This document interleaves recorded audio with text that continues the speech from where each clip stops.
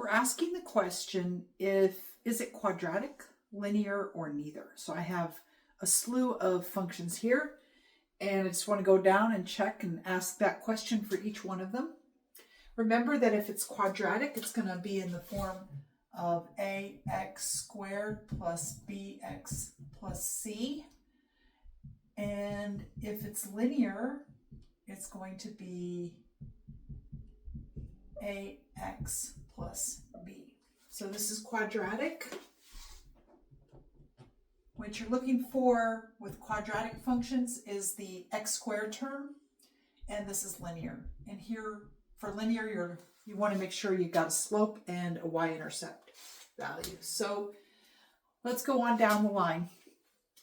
Here we have a fraction. So whenever you have a fraction like that, you got to check the denominator. And if you'll notice, we do have a quadratic function in the denominator, but that is not quadratic. You have to have just a plain old quadratic function in this form. So this is neither.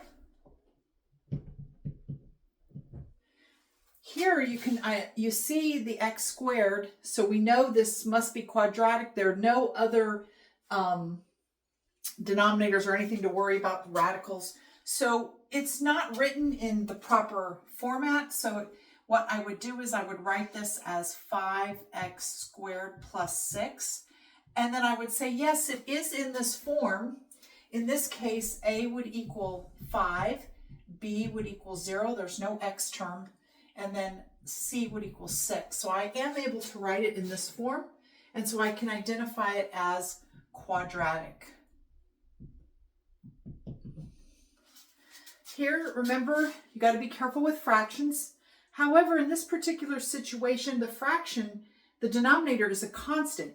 So I can rewrite this as 5/8x minus 3/8. So I've actually put it in the form ax plus b, where a in this case is 5/8 and b is -3/8. And so I would identify this as linear. Even though I have a fraction, I can change the format so that it is in the linear form and it is a linear function. Here I have another fraction. I have to be careful of the denominator. There's a linear function in the denominator with slope 2 and intercept value 1. So the denominator is linear, but you cannot write it in this form because you have it in the denominator. So this is nonlinear, and it's not quadratic either. So it's neither. Here we have, again, a linear function, but it's under the radical, so it's neither. Remember, with quadratics, we're looking for x squared terms. Linear, we're looking for slope and a y-intercept and an x term. Here we have linear in the numerator and quadratic in the denominator, but because they are in the numerator and denominator like that, it's neither. And then here we have a radical with a quadratic function underneath, but you can't have the radical like that. You have to have it in this form without the radical. So this is neither. This doesn't really look linear, but you can write it as 0 times x plus 6. So I can write it with a slope of 0 and a constant term 6. And so we see that it is a constant linear function, so it is linear.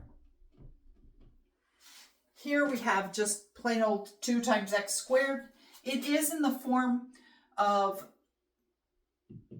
2x squared plus 0 times x plus 0.